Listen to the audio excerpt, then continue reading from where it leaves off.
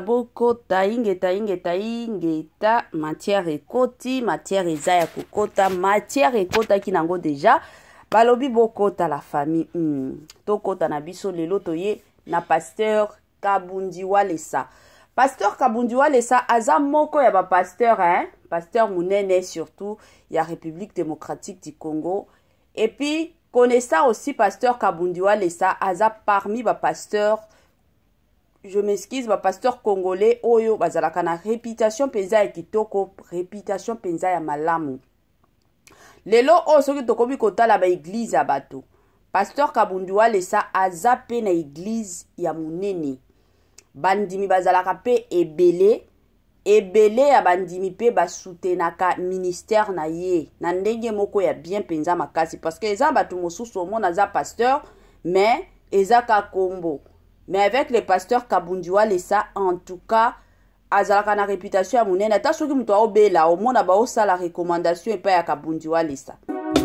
Mama 2024 Gavker to yelibino solution. Bon a ba problème ya trompe, fibrome, myome, kyste, règle abondante. Gavker to zalina solution. Yo oyo kota ménopause atana 65 ans na Gavker oko simba mwana. Ebongo oyo etali fertilité masculine. Ba papa to bossani binoté, faiblesse sexuelle, éjaculation précoce, insuffisance des spermes, topé agrandissement de pénis. Posaya mwasi et kimayo kimobali etelemaka bien te awa yo kayango etelemi ebongo oyo etali loposo vergeture babengi nduta bouton tache acné Gavker ba produit ya solo teint uniforme na 5 jours ya pamba oteli talendenge bimi kitoko na feti tozali na gamme complet ya kopakola ya injection ya comprimé na ya suppositoire ozali na problème ya hémorroïde interne topé externe papa mama kaka na 2 jours ya pamba omoni changement total. Pour la maladie ya tension, diabète, AVC, topé, obésité, lobiko et zali, perte de poids, sans okota salle de sport. Kisi ya injection pe comprimé na Gavker bikalibela.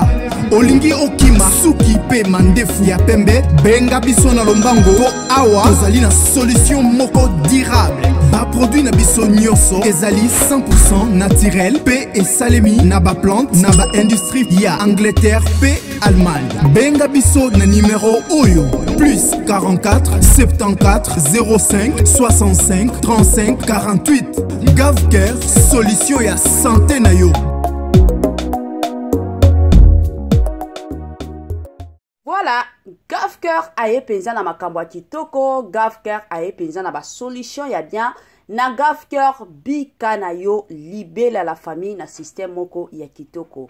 Yo za na posa kobota, omona kino mabota ezo ya te, omeki na banzela nyonso ezo simba te, na Gavker yaka na yo okosimba mwana. Papa mukongo esalaka yo pasi, mosusu ata moyen otelemaka, moyen ovandaka, moyen olalaka bien ezate parce que mukongo esalaka yo pasi. En tout cas na Gavker ba solution matakita na système moko ya bien. La famille toye lelo kande na lobaki na ebandeli toye na pasteur na biso pasteur Kabundi Walesa. Nini ezoleka makam nini penza esali keno lelo chez Etoile Nines TV toya kobeta masolo ya pasteur Kabundi Walesa. Bande konanga makambo eza ya kobeba makambo eza somo kande na lobaka. Soki makambo eza mabe biso pe tokoya tolobi keno ndenge eza boye makambo eza mabe. Soki pe makambo eza bien la famille tokoya pe na pete nyonso toye tolobi keno ndenge eza boye makambo eza bien na système moko ya bien. Salut cher Bouchou, salut cher abonnés, salut cher connaisseurs, salut surtout les amis de Étoile Nines TV. J'espère que vous allez bien. Quant à moi, je suis bien, super bien par la grâce de Dieu. Chers Bouchou, chers abonnés et chers connaissances, Yalelo Penza na Yelibino Pasteur Kabundi Walesa. Nini ezoleka makamu nini ezoleka lisusu après komona bitumba o esalama l'église ya Pasteur Kabundi Walesa. La famille avant na kota na mozindo, avant na beta penza masolo nyonso ka ndenge zalaka, ekozala malamu mingi na ya nanu ko sensibiliser batu nyonso ya sika. Toyebi que chaque fois que tosalaka ba émission ya sika, batu ya sika pe bakotaka. Yango na ko sensibiliser batu nyonso ya sika oyo bakoti na chaîne na biso.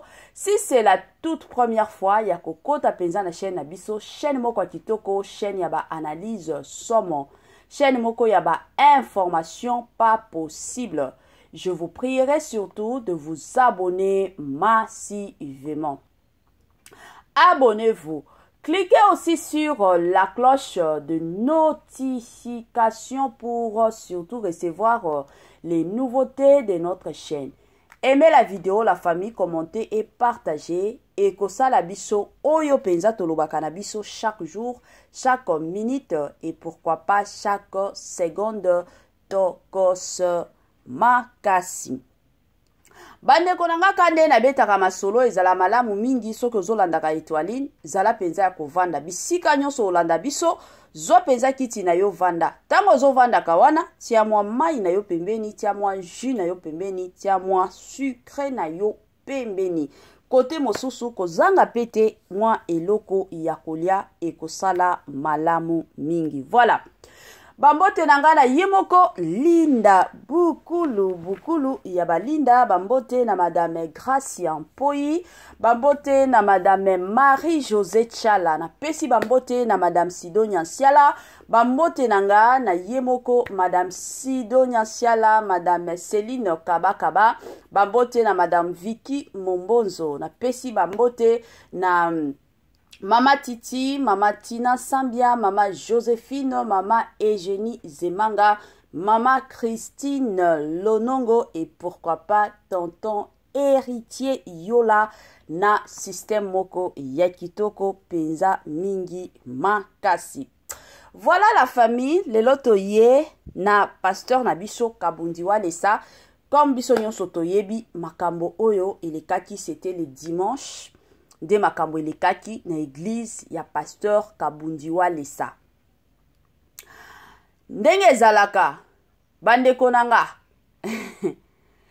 frère na biso Ezekiel Mulumba abandaki koteya ka ndenge bateya ka surtout bando teya na Chiluba bandeko nanga akotaki na Congolais, Congolaises, partout, Ozali Kotala Biso, Toyeli yo, offre oyo, Ezali Nakati ya Maluku, vente ya ba terrain, ya 20 mètres sur 15. Awa Nakati ya commune ya Maluku, ba terrain oyo Ezali Kitoko, Ezali na emplacement ya bien, Ezali plat, Ezali ba terrain oyo, Ezali na problème ata mon côté. Andeko na biso ozali kotala biso, contactez biso na numéro oyo ezali affiché na ba bande d'écran na bino, contactez biso pour na ba précision. Ba terrain oyo ezali kote kama na $350 ya pamba. Na $350 ya pamba aux terrain na yo ya 20 mètres sur 15. Et puis il y a aussi possibilité ya kosomba terrain à crédit soki ozo somba à partir il y a 5 terrains. Donc à partir il y a 5 terrains mata, vous avez la possibilité il y a kofuta ndambu.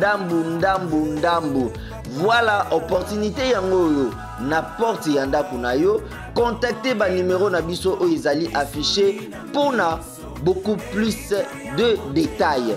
Ba mapango ya kosomba yangoyo na $350 ya pamba osombi lupango sombeli bana na yo to mwasi na yo lupango ngana lobaka toujours yango bomona kana ba famille soki papa kufi omona ta nanu bakundi papa te déjà famille ya ba papa to ba camarade ya papa eloko liboso batuna ka papa na bino atikela bino nini esalaka soni komona papa okufi otikeli bana na yo ata lupango o ya sans otonga te esalaka soni makasi ata soki osi okufi me esalaka soni yango monaka bato mosusu tina matanga baotonga. Pourquoi? Parce que bayeba papa wana ye ezalaki kaka kolata, bayeba papa wana ye ezalaki kaka mobulu basi kilikili, mais malgré ba o nyonso bando sala atikela bana na ye lupango te. Yango ba mapango lelo eye na $350 ya pamba. La famille ba mapango aboyenga na lobaka toujours soki oza na mbongo somba na yo ata 5 mapango, somba na yo ata 10 mapango, parce que tango osombaka bongo obando tongaka malembe ozotongelaka bana na yo. Ata mukolo kokufa tango bakotuna testament na yo, l'essentiel bakoloba ke non papa na bango atikela bango lupango epesaka mwa valeur, epesaka mwa poids. Omona ata bato balingaki batonga yo bakoya lisusu kotonga yo te, parce que bayebi ke papa wana azalaki papa makasi, abundaki makasi pona bana na ye. Ezalaka bongo. Voilà. Tozonga na makambo na biso, tomonaki frère na biso Ezekiel Mulumba ayaki koteya. Ateyaki parce que toyebi biso nyonso ke papa na biso pasteur Kabundiwa Lesa akendaki na Kasai, précisément na Mbujimai. Kuna azaki invité ka na église na ya Mbujimai, kendaki koteya. Siko kokota kuna kokoma kuna bandeko na ngai ne frère na biso moko, frère Ezekiel ye muto bande koteya. Frère Ezekiel Mulumba tango frère wana azoteya, bandeko nanga akotaki na otolobaka mozindo ya mateya. Moni soki muto oteya, le Saint-Esprit est au contrôle. Donc Zambe penza akita na église jour wana, le frère azoteya bandeko nanga eko sala ke non pasteur na biso Kabundiwa Lesa ayaki kotelema na ndenge atelemaki ake kosimba le frère Ezekiel Mulumba na bilamba. Asimba ye na bilamba bandeko na ngai, le frère wana akokaki lisusu ko continuer na mateya te, azalaki obligé ya kokata mateya. Siko eko sala ke non, la plupart des gens ba eko loba ke non ndenge za boye pasteur Kabundiwa Lesa abunda na église, il faut ba kangisa ye abunda na église. Bandeko nanga eza somo. Batu baleli ke non, il faut ka ba kangisa pasteur Kabundiwa Lesa parce que abunda na église. Pour votre information, le pasteur abunda kite. Ezalaki kaka bino moko boyebi soki mateya ekoti yo. Saint-Esprit azala bandenge oya utilizaka batu. Ezana batu mosusu omona mateya ekoti ye bandeko nanga mutu mosusu atelemi eke kopesa offrande. Ezape na batu mosusu omoni mutu atelemi azo yeba te asala nini. Donc prédication wana eza prédication moko ekotaki pasteur Kabundiwa Lesa na niveau moko pas possible. Et qui kosala que même après église pasteur Kabundiwa Lesa bakotisa ye na office na bureau otobenga bureau, akendaki kokota bandeko nanga azolela kaka, akangami na le frère Ezekiel bongo azolela. Donc mateya wana ekotaki ye. Atie pe ateyaka. Toyebi bien le pasteur Kabundiwa Lesa ateyaka penza kitoko. Ateyaka penza très bien. Mais mateya wana ekotaki ye makasi. Ekotaki ye penza na mozindo. Yango na yebisaka bato ebele. Omoni soki ozokende église. Kokende teke neti batu mosusu bazalaka okende neti réunion moko boye. Azozela bayebisa ye nini akosala tete. Église tango ozokendaka ezalaka toujours malamu, okendaka na église bien préparée, mutu na yo ezalaka préparé. Oyebi ke place na okende lelo eza na église, na okende koyoka liloba nzambe, na okende na kota na mozindo na nzambe. Na okende na église teke na kende kuna kosakana, na kende kuna kosala bisala salate. Yango bomona bato ebele bazwaka ba délivrance na bango kaka na mateya. Na mateya ka boye omoni ka mutu délivrance ya vie na ye. Bato ebele ba vie na bango échanger na mateya. Il y a d'autres personnes, il faut ba kota ba prière, il faut pasteur aya ko imposer bango maboko. Mais la plupart de gens, la plupart de personnes bazwa ba délivrance na nzela ya mateya. Yango mona kabatu mosusu ake église alobi en tout cas lelo mateya ezalaki pona ngai. Mais mona batu mosusu o pasteur wana zote yanga parce que ayebi vinanga et pourtant peut-être pasteur ayeba ta vina yote même si ayebi vie na yo eza na ba pasteur mosusu biso oto yebi pasteur a préparé ma te ya mosusu mais akoti akomi côté ya Saint-Esprit azuye na dimension mosusu omoni pasteur akomi ko bimisa ba makambo mosusu omoni pasteur akomi ko loba ba makambo mosusu peut-être oyo ekomi ko kamusa batu mutu mosusu akomi ko kamu o eza vie na nga penza pasteur azote eza vie na yo pasteur azote ya te mais c'est le Saint-Esprit ndazo loba na vie na yo toyebi nga personnellement na yebi eza na ba pasteur mosusu bazalaka akende na ndako ya mondimi boye ake na ndako ya mondimi boye dimanche boye akomi kote ya kaka ba vie ya bandimi toyebi eza na ba pasteur mosusu baza bongo mais eza na ba pasteur mosusu bandeko nanga oyebi déjà que pasteur oya teyaka mais les jours eza na ba jour mosusu o teyaka boye mala moko akoti Saint-Esprit akoti sie na makambo mosusu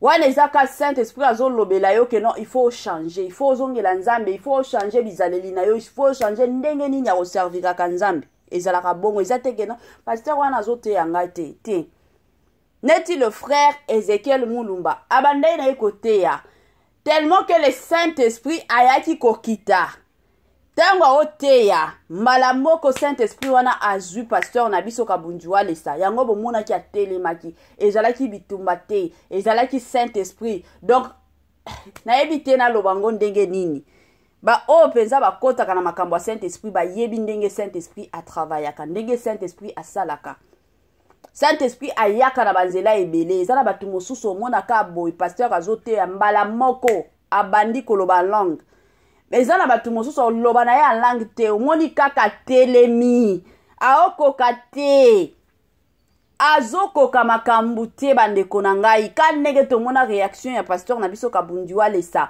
batu mosusu ekomela bango bongo akomi ko résister na ye te parce que Saint-Esprit bandeko na nga soki akoti na vie ya mutu ezalaka sebele o wapi ezalaka kitoko makasi yango tolukaka nzambe ozala oza nanu jeune ozala kino oza ya kokola ezalaka toujours malamu koluka nzambe luka nzambe na motema na yo nyonso luka nzambe na oya yo nyonso nzambe na biso aza nzambe moko azalaka na ye bolingo nzambe na biso aza nzambe oyo alingaka mutu nyonso eza kaka yo moko soki okomipesa epai ya nzambe soki okopesa tana yo epai ya nzambe soki opesi tana yo epai ya nzambe nzambe pe akopesa tana ye epai na yo soki yo moko koloba keno na opesa nzambe tana nga te ye pe aotala yo ka boye makambo ya nzambe pe ekendaka pe bongo esalamaka pe bongo donc yo moko na nzambe soki olobi keno ifo na mipesa epai ya nzambe ifo na mikaba epai ya nzambe ye pe akomipesa epai na yo ezalaka bongo yango na ye kosenga na bandeko na nga kande na lobaka chaque jour vanité de vanité moni makambo nyonso toomona na se ya moi toomona mituka toomona nini ba voyage kilikili yango nyonso eza vanité de vanité lelo tolobi soki okufi voyage wana ekoya komema yo na lola te lelo soki okufi mituka na yo wana ekoya komema yo na lola te bambongo na yo wana nyonso ozobundela awa na se ya moi ekoya komema yo na se ya moi te donc na makambo nyonso osala luka pe elongi ya nzambe luka pe nzambe na vi na yo pesa nzambe ta na yo Congolais, Congolaises, partout ozali kotala biso toyeli yo offre oyo ezali na kati ya maluku vente ya ba terrain ya 20 mètres sur 15 awa na kati ya commune ya maluku ba terrain oyo ezali kitoko ezali na emplacement ya bien ezali plat ezali ba terrain oyo ezali na problème ata moko te andeko na biso ozali kotala biso contactez biso na numéro oyo ezali affiché na ba bande d'écran na bino contactez biso pour na ba précision ba terrain oyo ezali kotekama na $350 ya pamba na $350 ya pamba ozwi terrain na yo ya 20 mètres sur 15 et puis il y a aussi possibilité ya kosomba terrain à crédit soki ozosomba à partir il y a 5 terrains. Donc à partir il y a 5 terrains mata, vous avez la possibilité il y a kofuta ndambu. Voilà opportunité yango n'importe yanda kunayo. Contactez ba numéro na biso o izali affiché pour na beaucoup plus de détails.